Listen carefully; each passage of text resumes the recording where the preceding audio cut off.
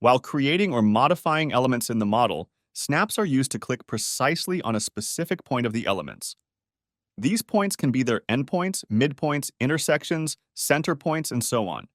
In this example, a wall intersects with a circular wall.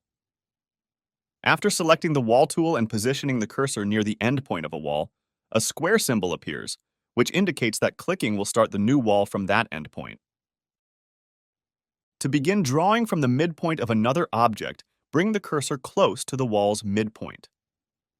This reveals a triangle symbol, indicating that our click will start the wall from the other wall's midpoint.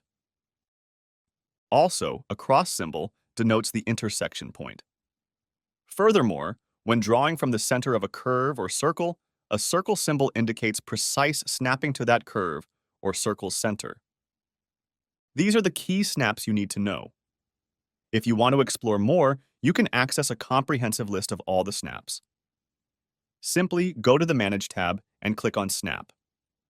Here, you can toggle the snap function on or off and view the full list of snaps in this table. If you're finding this video helpful, check out revitgamers.com. Our courses go beyond the basics, bringing Revit to life with hundreds of dynamic visuals and animations that make complex concepts feel easy. This unique training approach is designed to speed up your learning and make BEAM adoption smoother than ever. Every day, more students and companies are joining Revit Gamers Club to elevate their Revit skills. Don't miss out. Head to revitgamers.com and see how Revit training can be fun, visual, and incredibly effective.